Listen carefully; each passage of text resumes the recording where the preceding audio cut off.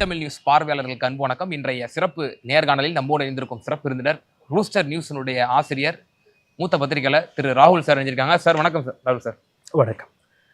Sir, Dharmasthala விவகாரம் நாளுக்கு நாள் பரபரப்பை ஏற்படுத்திட்டு இருக்கு. அதுல பல நூற்றுக்கணக்கான பெண்கள் கொன்று புதைக்கப்பட்டிருக்கிறாங்க என்ற செய்தி.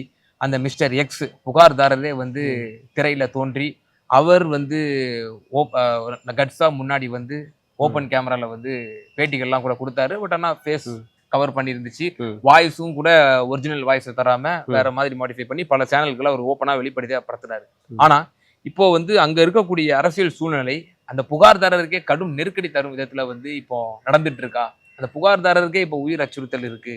குறிப்பா இருக்கு. பிகாஸ் கோர்ட்ல அவருக்கும் ஒரு பாதுகாப்பு வேணும்னு. இப்போ நீங்க பாத்தீங்கன்னா இதுக்கு முன்னாடி கன்மேன்ஸ் எல்லாம் அந்த இன்வெஸ்டிகேஷன் நடக்கக்கூடிய இடங்கள்ல இருக்க மாட்டாங்க. இப்போ எங்கெல்லாம் அந்த தோண்டக்கூடிய இடங்கள் எதெல்லாம் ஐடென்டிஃபை பண்ணப்பட்டது, எங்கெல்லாம் அது நடக்குதோ, மிஸ்டர் எக்ஸ் அந்த இடத்துக்கு வர்றதுக்கு முன்னாடியே அந்த இடம் சானிடைஸ் செய்யப்படுகிறது, ஸ்கேன் செய்யப்படுகிறது கன்மேன்களுடன். இதில் பல தவறுகள் போலீஸ் தரப்பில் நடந்துச்சு, எஸ்ஐடி தரப்பில் நடந்துச்சு.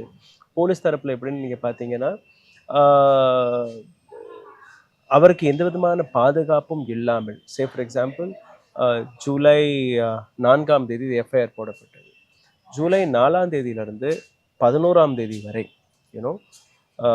அவர் மேஜிஸ்ட்ரேட்டுக்கு முன்னாடி போய் தன்னுடைய ஸ்டேட்மெண்ட்டை ரெக்கார்ட் செய்யும் வரை அவருக்கு எந்த விதமான பாதுகாப்பும் கிடையாது. 11ஆம் தேதிக்கு அப்புறமாவது பாதுகாப்பு கிடைக்கும்னு நீங்கள் பார்த்தீங்கன்னா அதுவும் கிடையலை.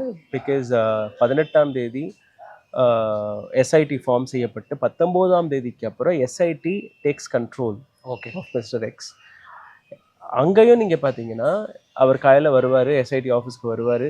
அந்த எஸ்ஐடி ஆஃபீஸில் இருக்கும்போது இல்லை இந்த மாதிரி ஐடென்டிஃபை செய்யக்கூடிய இடங்களில் மட்டும் பாதுகாப்பு இருந்துச்சு, அதை தாண்டி இல்லை. அப்புறம் ஈவினிங்கில் அவரை விட்டுறாங்க, வீட்டுக்கு போயிடுறாரு, இல்லை அவருடைய ஹோட்டலுக்கு போயிடுறாரு. அங்கே அந்த அட்வொகேட்ஸே பாதுகாப்பு கொடுத்துருந்துருக்காங்க. இதற்கு இடையில பல இடங்கள் அவர்களுக்கு நெருக்கடி வந்துட்டே இருந்திருக்கு. That is when he approached court again and he wanted a gunman. இப்போ அவருக்கு அந்த கன்மேன் பாதுகாப்பு கிடைச்சிருக்கு. இந்த இடத்துல இன்னொரு இன்சிடென்ட் நடக்குது. ஆகஸ்ட் 6ஆம் தேதி ஒரு தாக்குதல் நடக்குது. இந்த தாக்குதல் ஒரு ஐவிட்னஸ், ஜெயந்த் டி என்கிற ஐவிட்னஸ் மேலே அந்த தாக்குதல் நடக்குது. அவருக்கும் பாதுகாப்பு கொடுக்கும்படி ஒரு உத்தரவு கொடுக்கப்பட்டிருக்கு. அது மட்டும் இல்லை, ஐவிட்னஸ் யாரெல்லாம் வருகிறார்களோ எல்லாருக்குமே அவர்களுடைய பேரை நீங்கள் எக்ஸ்போஸ் பண்ணக்கூடாது. அவங்கள இன்னொரு இடத்துல நீங்கள் பார்த்தீங்கன்னா ஒரு 6 ஐவிட்னஸ், புதிய ஐவிட்னஸ் வந்திருக்காங்க. Jayant D who's an RTI activist as well as இந்த மிஸ்டர் எக்ஸ். இந்த மாதிரி ஒரு 10-12 பேர் ஐடென்டிஃபை பண்ணியிருக்காங்க. இதை தாண்டி ஹியூமன் ரைட் கமிஷன் உள்ள இப்போ வந்திருக்கு. ஹியூமன் ரைட் கமிஷன் இதற்கு முன்னாடி அந்த போலீஸ் ஸ்டேஷனில் வேலை பார்த்த நபர்கள், அந்த அதிகாரிகள், அவங்க ரிட்டையர் ஆன நபர்கள், அவங்க எல்லாம், ஏன்னா 40 வருஷமா இது நடக்குது இல்லையா? ஸோ 40 வருஷத்துல எத்தனையோ பேர் வேலையை விட்டு போயிருப்பாங்க. அவங்களெல்லாம் தேடி அவங்களோட பட்டியல் போட்டு அவங்கள போய் கண்டுபிடிச்சு அவங்கள்ட்ட ஒரு விசாரணை நடக்குது. இதே மாதிரி தர்மஸ்தலாவை சுற்றி வேலை பார்த்த பல நபர்கள், தர்மஸ்தலாவில் வேலை பார்த்த சானிட்டரி ஒர்க்கர், இப்போ மிஸ்டர் எக்ஸ் கொடுத்த தகவல் படி நீங்க பார்த்தீர்கள்னா அவர் மட்டும் இல்லை, அவரை போன்ற ஒரு 4-5 பேர் இந்த வேலையை பார்த்திருக்காங்க. ஒரு பேர் வெளிப்படையா யாருன்னு சொல்லல, நான் ஸ்கீம்ல நான் சொல்லியிருக்கிறேன் அப்படின்னு அவர் சொல்லியிருக்காரு. அவர் தன்னுடைய கம்ப்ளைண்ட்ல யார் அவருக்கு உத்தரவு கொடுத்தது அது எல்லாமே அவர் எழுதியிருக்காரு. பட் அன்டில் அன்லெஸ் அந்த இன்வெஸ்டிகேஷன் சரியா அவர் தான் குற்றவாளின்னு சொல்லாதவர் அது வெளியில விடக்கூடாது. மிஸ்டர் எக்ஸ் அந்த ஒரு தனியார் தொலைக்காட்சிக்கு அவர் பேட்டி கொடுத்திருந்தாரு. அந்த பேட்டியில அவர் என்ன சொல்றாரு, எனக்கு ஒரு சின்ன கீறல் கூட விழாம ஸ்பெஷல் இன்வெஸ்டிகேஷன் டீம் என்ன பாத்துக்கறாங்க, நல்லாவே பாத்துக்கறாங்க. அவர் கொடுத்த statement was under 164 which is Witness Protection Act. Witness Protection Act கீழே நீங்க ஒரு ஸ்டேட்மெண்ட்டை கொடுத்ததுக்கு அப்புறம் அந்த ஆக்டே அதுக்கு தானே. நான் விட்னஸா மாறிட்டேன், நான் கோர்ட்டுக்கு முன்னாடி மேஜிஸ்ட்ரேட்டுக்கு முன்னாடி என்னோட ஸ்டேட்மெண்ட்டை ரெக்கார்ட் பண்றேன். இதுக்கப்புறம் என்னோட உயிருக்கு உத்தரவாதம் அரசாங்கம், போலீஸ். இப்ப அவருக்கு என்ன நடந்தாலுமே எஸ்ஐடி இஸ் ரெஸ்பான்சிபிள். அதுக்கு முன்னாடி police was responsible. Till 19th SIT form ஆகிறதுக்கு முன்னாடி வர போலீஸ் வாஸ் ரெஸ்பான்சிபிள். அந்த எஸ்ஐடி ஃபார்ம் ஆனதுக்கு அப்புறம் எஸ்ஐடி இஸ் ரெஸ்பான்சிபிள். ரைட். அதையும் தாண்டி அவருக்கு வந்து பாதுகாப்பு பத்தாத பட்சத்துல தான் இப்போ அவருக்கு கன்மேன் கொடுக்கப்பட்டிருக்கு. ஓகே. ஆமா. ஸோ அவருக்கு என்ன நடந்தாலுமே the responsibility goes on them. And secondly he's a centre point of the entire story. இப்போ அவருக்கு எதுவுமே நடந்தாலுமே சந்தேகம் வந்து இன்னும் இன்க்ரீஸ் ஆயிடும், ரைட். ஸோ அவர் மேலே யாருமே இப்போதைக்கு I don't think, but his life is in threat. Under threat. Yes. இப்போ இந்த சமயத்துல ஒரு பல நூறு பெண்கள் பாதிக்கப்பட்டிருக்கிறாங்க. பாதிக்கப்பட்டவர்களுடன் நிற்க வேண்டும் ஒரு அரசியல் கட்சி என்றால், ஆனால் அங்க இருக்கக்கூடிய பிரதான எதிர்க்கட்சியாக இருக்கக்கூடிய பாரதிய ஜனதா அதை எவ்வாறு அணுகி கொண்டிருக்கிறது? குறிப்பாக பாரதிய ஜனதாவினுடைய எம்எல்ஏ பெங்களூரில் இருந்து அந்த நகரம் வரை கார் ரேலி வந்து நடத்துறாரு. இது ஒரு ஒரு ஒரு ஒரு இம்பார்ட்டன்டான பார்ட். இன்னொன்னு சொல்ல போனா அந்த தர்மஸ்தலா நிர்வாகத்தினுடைய ஒரு தலைவர் ஹெக்டே, நம்ம ரவீந்திர ஹெக்டேவை பத்தி நம்ம பேசியிருக்கிறோம். அவர் வந்து அவருடைய நடுவில் அவர் சென்டர்ல அவர் உட்கார்றாரு. சுற்றி பாஜகவுடைய ஆதரவாளர்கள் எல்லாம் அவரை வந்து நீங்க வந்து புனித தன்மையை கெடுக்கிறீர்கள், இவ்வாறு ஆன்டி இந்து, யாரெல்லாம் வந்து பிளேம் பண்றீங்களோ அது யார் ஆன்டி இந்துங்கிற ஒரு முத்திரையும் குத்தப்படுது அவர்கள். Virendra Hegde is Rajya Sabha MP with a support of BJP. So அவர் வந்து பிஜேபியில் இருக்கிறார், பிஜேபியோட எம்பி. ரெண்டாவது, இந்த ஒட்டுமொத்த தர்மஸ்தலாவை சுற்றி இருக்கக்கூடிய பல்வேறு விஷயங்களை நீங்க பார்த்தீங்கன்னா, நார்த் கர்நாடகாவுடைய vote பாலிடிக்ஸ்ல Virendra Hegde and his family is very very important. ரொம்ப ஒரு கீ ரோல் பிளே பண்றாரு. அதனால தான் நீங்க பார்த்தீங்கன்னா வெளிப்படையா காங்கிரஸும் அவருடைய பேரை வந்து எடுக்கலை. எங்கேயுமே அவரை ஆளும் கட்சி எதிர்கட்சி யாராக இருந்தாலுமே அவருடைய பேரையோ அல்ல அவருடைய குடும்பத்தினுடைய பேரையோ யாருமே எடுக்கலை. அண்ட் செகண்ட்லி, ஒருத்தர் வந்து நீங்க அலிகேட் பண்ணும்போது அவர் தான் குற்றவாளின்னு எப்படி நீங்க ப்ரூஃப் பண்ண முடியும்? கரெக்டா? அந்த மாதிரி எதுவுமே இன்னும் வரலையே, அவர் மேல எந்த கேஸும் இல்லை, அந்த மாதிரி எல்லாம் இருக்கு. ஸோ அதுதான் அவங்க வந்து எடுத்து வைக்கிறாங்க. ரெண்டாவது, பிஜேபி அண்ட் ஸ்ரீராம் சேனா, ஹிந்து பல அமைப்புகள் விச் இஸ் விஸ்வ ஹிந்து பரிஷத், பஜ்ரங் தள், இது போன்ற பல அமைப்புகள் வந்து இன்னைக்கு ரோட்ல இறங்கி என்ன போராடுறாங்கன்னா, தர்மஸ்தலா ஒரு ஹிந்து ஸ்தலம். அண்ட் வீரேந்திர ஹெக்டே அவருடைய குடும்பம் எத்தனையோ ஆண்டுகளாக இந்த ஸ்தலத்தை பாதுகாத்துட்டு வர்றாங்க. இங்கே இந்த மாதிரியான சர்ச்சையான விஷயங்கள் வரும்போது அவங்களுக்கு பாதிப்பு ஏற்படும் அப்படின்னு அவங்களுடைய விஷயம். இதுக்கு முன்னாடி அவங்க எப்படி பண்ணாங்கன்னா, ஹர்ஷேந்திர குமார், வீரேந்திர ஹெக்டேவுடைய தம்பி, அவர் கோர்ட் அப்ரோச் பண்ணுறாரு. கோர்ட்டில் போயிட்டு இந்த மாதிரி எங்கள் பேர் வரக்கூடாது, வீரேந்திர ஹெக்டேயோடைய பேர் வரக்கூடாது, தர்மஸ்தலாவுடைய பேர் வரக்கூடாதுன்னு அவர் ஒரு கேக் ஆர்டரை வாங்குறாரு. கேக் ஆர்டருக்கு அப்புறம் என்ன ஆகுதுன்னா, யாருமே தர்மஸ்தலாவை பற்றியோ வீரேந்திர ஹெக்டேவை பற்றியோ எந்த விதமான செய்தியும் போடக்கூடாது. இதுக்கு முன்னாடி ஒரு 8800க்கும் மேற்பட்ட லிங்க்ஸ் இருக்கு, எல்லாத்தையுமே டிலீட் பண்ணுங்கன்னு ஒரு செய்தி வரும். ஓகே, அதை சேலஞ்ச் பண்ணி தான் கர்நாடகா ஹைகோர்ட்டுக்கு போய், கர்நாடகா ஹைகோர்ட்ல இருந்து சுப்ரீம் கோர்ட்டுக்கு போய் எல்லாமே கேன்சல் ஆயிருச்சு. So that was their first attempt. That was their first attempt. இப்போ சுப்ரீம் கோர்ட்ல இருந்து ஒரு செய்தி வந்ததுக்கு அப்புறம் அடுத்து என்ன பண்றது? பிகாஸ் மீடியா அண்ட் மக்களுடைய கவனம் வந்து கம்ப்ளீட்டா இருக்கு. அடுத்து என்ன, யார் குற்றவாளிங்கிற ஒரு விஷயத்தை கண்டுபிடிக்கிறது. நவ் திஸ் ஹிந்து அமைப்புகள் வந்து வெளியில வந்து ஹிந்து மதத்துக்கு எதிராக ஒரு சில நபர்கள் நடந்து கொள்கிறார்கள். எப்படி ஹிந்து மதத்துக்கு எதிராக? ஒரு இடத்துல ஒரு நபர் வந்து இந்த மாதிரி நான் நூற்றுக்கணக்கான பாடிஸ்களை புதைத்திருக்கிறேன் என்ற ஒரு கம்ப்ளைண்ட். ஆனால் அந்த நபருடைய அந்த ஸ்டேட்மெண்ட்டை நீங்கள் பார்த்தீங்கன்னா, ஷிவானி காபாக்கு கொடுத்த ஸ்டேட்மெண்ட்டாக இருக்கட்டும், சகாய்ராஜ் கொடுத்த ஸ்டேட்மெண்ட்டாக இருக்கட்டும், நேற்று இன்னொரு கன்னடா சேனலுக்கும் அவர் கொடுத்துருக்காரு. எல்லாத்துலேயுமே நீங்கள் பார்த்தீங்கன்னா, என் கைப்பட 70 பாடிகளை நான் டிஸ்போஸ் பண்ணியிருக்கேன். என்னை தாண்டி அங்கே மற்ற ஒரு 4-5 பேர் இருந்தாங்க, அவங்களும் அவங்களுடைய கணக்கு பண்ணியிருப்பாங்க. கிட்டத்தட்ட ஒரு 300-400 பாடிஸ் இங்கே இருக்கலாம்னு அவர் சொல்கிறாரு. அவர் பேசின ஒரு சில விஷயங்களை நீங்கள் பார்த்தீங்கன்னா, நான் பாடிஸ்களை வந்து புதைக்கும் போது எந்த அரசு அதிகாரியுமே அங்கே இல்லைங்கிற ஒரு குற்றச்சாட்டு எடுத்து வைக்கிறாரு. அரசு அதிகாரி ஏன் முக்கியம்னு நீங்கள் பார்த்தீங்கன்னா, ஒரு அன்ஐடென்டிஃபை பாடி ஒரு இடத்துல கண்டெடுக்கப்படுதுன்னா உடனடியாக அந்த இடத்துல ஃபோட்டோகிராஃபி நடக்கணும், வீடியோகிராஃபி நடக்கணும். அந்த இடத்துல இருந்து அதை வந்து அரசு மருத்துவமனைக்கு அனுப்புவாங்க. அரசு மருத்துவமனைக்கு போய் அங்கே போஸ்ட்மார்ட்டம் நடக்கும். போஸ்ட்மார்ட்டம் நடந்ததுக்கு அப்புறம் அதை வந்து மார்ச்சரியில் வைப்பாங்க. ஆனால் அதோடைய எல்லா டீட்டெயில்ஸுமே கலெக்ட் பண்ணி போலீஸ் ஸ்டேஷனுக்கு நீங்க போனீங்கன்னா இப்போ எந்த போலீஸ் ஸ்டேஷனும் போங்க, அங்க வந்து ஒரு சில போட்டோஸ் இருக்கும். அன்ஐடென்டிஃபைட் பாடிஸ்களுடைய போட்டோ இருக்கும். இந்த மாதிரி இத்தனாம் தேதி இந்த இடத்துல இருந்து நாங்க கண்டெடுத்தோம்.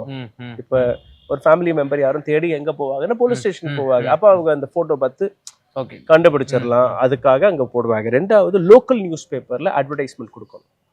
மூணாவது அந்த டெட் பாடியை வந்து டிஸ்போஸ் பண்றதுக்கு முன்னாடியும் ஒரு சின்ன செய்தி கொடுக்கணும். இதுதான் சட்டம் சொல்லுது. பட் இந்த இடத்துல இவர் சொல்லும்படி என்ன நடக்குதுன்னா, அவரை வந்து எந்த அதிகாரியுமே யூனோ அந்த பாடி அடக்கம் செய்யும்போது வரலை. Secondly there is no documentation. You know இத்தனாம் தேதி கிடச்சது, இத்தனாம் தேதி நாங்கள் புதைக்கிறோம், இந்த இடத்துல நாங்கள் புதைக்கிறோங்கிற விஷயம் இல்லை. மூணாவது நீங்கள் பார்த்தீங்கன்னா இந்த பரியல் கிரவுண்டில் அந்த விஷயம் நடக்கலை. யூனோ கவர்மெண்ட் அங்கீகரித்த பரியல் கிரவுண்டாக இருக்கணும், புதையல் இடமா இருக்கணும். நீங்க ரேண்டமா காட்டுல போய் புதைக்க முடியாது. பட் இவர் என்ன சொல்றாருன்னா, நான் காட்டுல தான் போய் ரேண்டமா காட்டுல தான் போய் புதைச்சிருக்காங்க. சோ அதுவே ஒரு குற்றம் தானே. ஓகே, எதையோ மறைக்கிறதுக்கு தானே இந்த வேலையை பார்த்துருக்கீங்க. ஜெயந்த் டீயோடைய ஸ்டேட்மெண்ட் நீங்க பாத்தீங்கன்னா, நான் கண் கூட ஒரு சவத்தை பாக்குறேன், அம்மனமா அந்த சவம் இருக்கு, ஒட்டு துணி இல்லாம, போலீஸ் ஸ்டேஷனுக்கு போய் கம்ப்ளைண்ட் கொடுக்குறேன், போலீஸை கூட்டிட்டு வரேன், பாடியை காட்டுறோம், பாடியை பார்த்துட்டு அங்கேயே குழியை தோண்டி அங்கேயே புதைச்சிடுறாங்க. Body was not even sent to hospital for postmortem. Complaint எழுதலை, இவரை மிரட்டி அனுப்பி விட்டுறாங்க. அந்த இடத்துல ஜெயந்த் டீ மட்டும் இல்ல, மற்ற ஒரு 4-5 பேர் இருந்திருக்காங்க. த நியூ 6 ஐ விட்னஸ்ன்னு சொல்றோம் இல்லையா, இது வந்து ஜெயந்த் டீ கொண்டுட்டு வந்த ஐ விட்னஸஸ்கள். அதுல ஒருத்தர் வந்து ஆட்டோ ஓட்டுற நபரும் இருக்கிறாரு, அதே வில்லேஜ்ல இருக்கக்கூடிய ஒரு நபரும் இருக்கிறாரு. ஸோ இந்த மாதிரி ஒரு 6 பேர் வந்து அந்த அந்த பர்டிகுலர் விஷயத்தை ப்ரூவ் பண்றதுக்காக வர்றாங்க. இப்போ இந்த இடத்துல 2 விஷயத்தை நீங்க பார்க்கணும். 13 நம்பர்ல எதுவுமே கிடைக்கல. அவர் என்ன சொல்றாருன்னா, பல வருஷங்கள் ஆயிடுச்சு, என்னால ஃபுல்லா என்னால வந்து ஞாபகம் எக்ஸாக்டா சொல்ல முடியல, ஆனா இந்த இடத்துல இத்தனை சவம் புதைச்சு. ஸோ அவர் சொல்றாரு ஒழிய அங்கிருந்து எக்ஸ்குவேட் பண்ணி வெளியில எடுத்த எலும்புகள் ஒரு 3-4 டெட் பாடிஸ்களுக்கான எலும்புகள் மட்டும்தான். ரைட். இப்போ இங்கதான் சந்தேகம் வருது. இப்போ அந்த இன்வெஸ்டிகேஷன் டீம் ஒரு பக்கம் விசாரணை வந்து மூர்க்கமா செயல்பட்டு கொண்டு இருக்கிறது, இன்னொரு பக்கம் அரசியல் கட்சிகள் மாறி மாறி வந்து சண்டை போட்டுக் கொள்கிறார்கள். பாஜக வந்து குறிப்பா இந்த எக்ஸ் மேலதான் பயங்கரமான தாக்குதல் வந்து தொடுக்கிறத நம்மளால பார்க்க முடிகிறது. இந்த இன்வெஸ்டிகேஷன் எதை நோக்கி சென்று கொண்டிருக்கிறது? குறிப்பாக புகார்தாரரை அக்யூஸ் நான் ஸ்லாட் நம்பர் 13 நான் வந்து 70 to 80 பாடிஸ் நான் புதைச்சேன், நல்லா தெரியும் எனக்கு. 70 to 80 அவர் அங்க சொல்லல. அவர் என்ன சொன்னாருன்னா, நான் பல பாடிஸ்களை ஒரு இடத்துல நான் புதைச்சேன்னு தான் சொன்னாரு. He didn't say any number. No number எல்லாம் அது இதுதான் வதந்திங்கிறது. யூனோ அண்ட் அதை எதிர்த்து தான் பிஜேபி அண்ட் மற்ற நபர்கள் வந்து இன்னைக்கு வெளியில வந்திருக்காங்க. தேசே தர்மஸ்தலாவுடைய பேரை நீங்க கெடுத்துட்டு இருக்கீங்க, யூனோ வீரேந்திர ஹேக்டேயோட பேரை கெடுத்துட்டு இருக்கீங்க. வீரேந்திர ஹேக்டேவை பற்றின எந்த விதமான கம்ப்ளைண்ட்டும் இதுவரை எங்கேயுமே ஃபைல் ஆகவில்லை, போலீஸ் ஸ்டேஷன்ல ஆகல. ரைட். பட் இங்க சந்தேகம் என்னன்னா, கிட்டத்தட்ட ஒரு 300 பாடிஸ் அங்க கண்டெடுக்கப்பட்டது ஃப்ரம் 1986 to 2025. சரியா? இந்த டெட் பாடிஸ்கள்ல எப்படி ஒரு இடத்துல இத்தனை டெட் பாடிஸ்கள் கிடைக்கும்? இந்த டேட்டா எங்கிருந்து வருதுன்னா, ஆர்டிஐல இருந்து வருது, கவர்மெண்டோடைய ரெக்கார்ட்ஸ்ல இருந்து வருது. இன்னொரு ஆர்டிஐ வழியாக என்ன சொல்லப்படுதுன்னா, 2000 இருந்து 2015 ஆண்டு வரை கிட்டத்தட்ட ஒரு 300 மிஸ்ஸிங் டெட் பாடிஸ்களுக்கான கேஸ் ஃபைல்ஸ்களை நாங்க அழிச்சிட்டோம். Right. So there is no record in police. So இதுவும் ஒரு 2வது. ஸோ அங்க வந்து டெட் பாடிஸ் கிடைச்சது உண்மை, அங்க இந்த மாதிரி அன்ஐடென்டிஃபைடு பாடிஸ் கிடைச்சதும் உண்மை, புதைக்கப்பட்டதும் உண்மை. இது எல்லாமே எஸ்டாப்ளிஷ் ஆயிருச்சு. பட் அந்த எஸ்டாப்ளிஷ் ஆனதுக்கு அப்புறம் அந்த எலும்புகள் கிடைக்கணுமா இல்லையா, அது இன்னும் கிடைக்கல. ரைட். அது கிடைச்சு அதை டிஎன்ஏ சாம்பிளிங்க்கு போய் ஃபாரன்சிக் லெபார்டரிக்கு போய் இப்போ மிஸ்ஸிங் கம்ப்ளைண்ட் யாரெல்லாம் கொடுத்துருக்காங்களோ அந்த ஃபேமிலியோடைய அந்த ஃபாரன்சிக் டிஎன்ஏ டெஸ்ட் நடத்தி அது உறுதிப்படுத்தி, ஓகே உங்களோட குடும்பத்தை சார்ந்த நபருடைய எலும்பு தான் இதுன்னு அது உறுதிப்படுத்தப்படணும். அது உறுதிப்படுத்தப்பட்டதுக்கு அப்புறம் என்னைக்கு மிஸ்ஸிங் ஆச்சு, அப்போ ஏதாச்சும் கேஸ் ஓப்பன்ல இருந்துச்சா, நீங்க கம்ப்ளைண்ட் கொடுத்தீங்களா, அதை கனெக்ட் பண்ணி அப்போ சந்தேகத்துல யாரெல்லாம் இருந்தாங்களோ அதெல்லாம் கனெக்ட் பண்ணி இட்ஸ் எ லாங் ப்ராசஸ். இது வந்து எடுத்தோம் கவுத்தோம்னு இப்போ எஸ்ஐடி அண்ட் டீமுக்கு ரொம்ப பெரிய ரெஸ்பான்சிபிலிட்டி இருக்கு. எலும்புகளை கண்டுபிடிக்கிறது மட்டும் அவங்களுடைய வேலை இருந்து அதை வந்து ஒரு கேஸோட நீங்க கனெக்ட் பண்ணணும், மிஸ்ஸிங்கோட நீங்க கனெக்ட் பண்ணணும், உங்களுடைய ஃபேமிலியோட. ஒரு long process. It's a long process. இது வந்து நாளைக்கே முடியக்கூடிய விஷயம் கிடையாது. எலும்புகள் கடைச்சு அதுக்கப்புறம் நிறைய ப்ராசஸ் இருக்கு. அதுக்கப்புறம் இவர் தான் குற்றவாளின்னு நீங்க எப்படி கண்டுபிடிப்பீங்க? It is 20-year-old case. அவர் என்ன சொல்றாருன்னா, அவருக்கு முன்னாடி அந்த மர்டர் நடக்கல, ரேப் நடக்கல. அவர்கிட்ட அது மர்டரோட ரேப்னு கூட அவருக்கு தெரியாது. He gets a body to dispose of. Burial பண்றது மட்டும் அவருடைய, அதுதான் அவருடைய வேலை. அதுல இருந்து அதுக்கு பின்னாடி இருக்கக்கூடிய ஏன்னோ கிரைமை நீங்க எப்படி எஸ்டாப்ளிஷ் பண்ணுவீங்கிற ஒரு விஷயம் இருக்கு இல்லையா? So that needs to be established. உதாரணத்துக்கு நீங்க பாத்தீங்கன்னா 2012ல சௌஜன்யாங்கிற ஒரு பெண், 17-year-old கேர்ள், அதோடைய பாடி மரத்துல தொங்கும்படி கிடைக்குது. அந்த டெட் பாடி இல்லை பல விஷயங்கள் தெரிய வருது. அந்த பாடியை வந்து சரியான நேரத்திற்கு ஃபாரன்சிக் லெபார்டரிக்கு நீங்கள் அனுப்பலை, எதுவும் நடக்கலை. ஒரு 8 நாட்கள் கழித்து போலீஸார்கள் அந்த வேலையை பார்க்குறாங்க. அந்த இடத்துல அடுத்த நாளே சௌஜன்யா மர்டர் நடக்கு அடுத்த நாளே ஒரு நபரை பிடிச்சிட்டு போகிறீங்க, Srikanth, I think his name is. அவரை நீங்கள் கைது பண்ணுறீங்க. அவர் தான் முக்கிய குற்றவாளின்னு நீங்கள் எடுத்து வைக்கிறீங்க. அவருடைய மனநிலையை நீங்கள் பார்த்தீங்கன்னா, அவர் வந்து ஒரு மனநிலை பாதிக்கப்பட்ட நபர். 11 ஆண்டுகள் அவர் வந்து சிறையில் இருக்கிறார். போலீஸ், சிஐடி, சிபிஐ எல்லாருமே அவருக்கு இவர் தான் முக்கிய குற்றவாளின்னு ஒரு இதை கொடுத்துட்றாங்க. But finally supreme court finds out it is a false case, fake case. அவருக்கு 50 lakh rupees அவருடைய 11 வருஷத்தை நீங்கள் எடுத்ததுக்காக நஷ்டஈடு கொடுக்கணும்னு சொல்லியிருக்காங்க. அவரை ஃப்ரீ பண்ணியிருக்காங்க. இன் 2023 he was out. Okay, right. So அந்த மாதிரியான கேஸ் பாடி உங்கள் கையில் கிடச்சி போலீஸ் இன்வெஸ்டிகேஷன் பண்ணி, சிஐடி இன்வெஸ்டிகேஷன் பண்ணி, சிபிஐ இன்வெஸ்டிகேஷன் பண்ணி தவறான நபரை கைதும் செஞ்சு 11 ஆண்டுகள் சிறையிலையும் வச்சு இன்னைக்கு 13 வருஷம் ஆயிடுச்சு. இதுவரை அதை எஸ்டாப்ளிஷ் பண்ண முடியலையே. நீங்க ஒரு எலும்பு கூட வச்சுட்டு எப்படி நீங்க எஸ்டாப்ளிஷ் பண்ண முடியுங்கிற ஒரு கேள்வி வருது இல்லையா? ஸோ எஸ்ஐடிக்கு வந்து நிறைய ரெஸ்பான்சிபிலிட்டிஸ் இருக்கு. It is not that finding bodies. இப்போ பிஜேபிக்கு அண்ட் மற்ற அமைப்புகளுக்கு என்னன்னா, இது வந்து ஒரு லைம் லைட்டா வருது, லைம் லைட்டா வந்துட்டே இருக்கு, இதை பத்தி பேசிட்டே இருக்காங்க. ஸோ எங்களுடைய ஹிந்து மதம் பாதிக்கப்படுதுன்னு அவங்களுடைய இது. But there is nothing to do with Hindu மதம் ஹியர். ஒருத்தர் ஒரு கம்ப்ளைண்ட் கொடுத்துருக்காரு. அந்த கம்ப்ளைண்ட்டுக்கான இன்வெஸ்டிகேஷன் நடக்குது ஒழிய யாருமே தர்மஸ்தலாவை பற்றியோ வீரேந்திர ஹெக்டே பற்றியோ அந்த குடும்பத்தை பற்றியோ எந்த விதமான ஸ்டேட்மெண்ட்டையும் நெகட்டிவாக பப்ளிஷ் பண்ணவே இல்லை. ஓகே, சரியா? ஒரு சில யூடியூபர்ஸ் அதை வந்து கதை விட்டுட்டு இருக்காங்க, that is a different thing.